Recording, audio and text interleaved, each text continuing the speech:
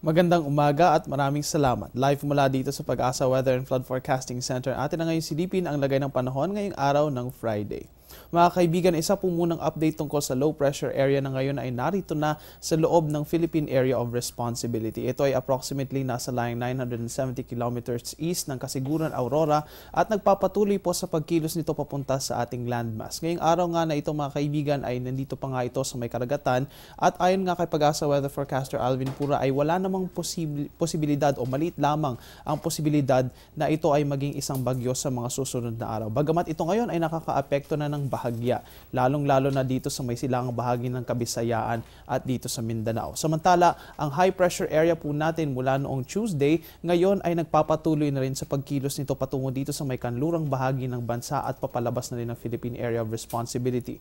Makakaranas pa rin po tayo ng fair weather conditions dahil nandito pa nga ito sa may kanlurang bahagi ng Pilipinas, ngunit ito nga ay medyo kokonti na ng bahagya sa susunod na mga araw. Ang southwest monsoon rin o ang hanging habagat ay umiihip dito sa may hilagang bahagi ng Luzon at nagbibigay pa rin ng maulan na panahon, lalong-lalo na dyan sa may extreme part ng ating bansa. Mga kaibigan, para naman sa forecast ngayong araw na ito, ang Metro Manila, pati na rin ang silangang bahagi o ang kanlurang bahagi ng Luzon at ang Visayas, pati na rin ang malaking bahagi ng Mindanao ay magkakaroon po ng fair weather conditions ngayong araw na ito. Samantala, ang low pressure area naman ay nakakaapekto ng bahagya dito sa may eastern at central Visayas, pati na rin dito sa may Davao at Caraga, kung saan maring makaranas ng maulap na kalangitan ngayong araw na ito at light to moderate rains na maring magpabalik-balik ngayong araw na ito. Asahan po natin na maaaring iyan ang maging lagay ng panahon dyan sa may silangang bahagi ng bansa hanggang sa itong low pressure area na ito ay nagpapatuloy sa kanyang pagkilos patungo dito papasok sa ating landmass. Mga kaibigan, kami magbabalik matapos ang isang paalala.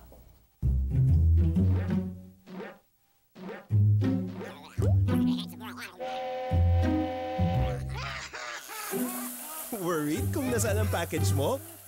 Sa Air 21, worry-free! May real-time SMS updates kaya alam mong status ng padala mo every step of the way. Why worry? Pwede namang worry-free. Sa Air 21, sagot ko, padala mo!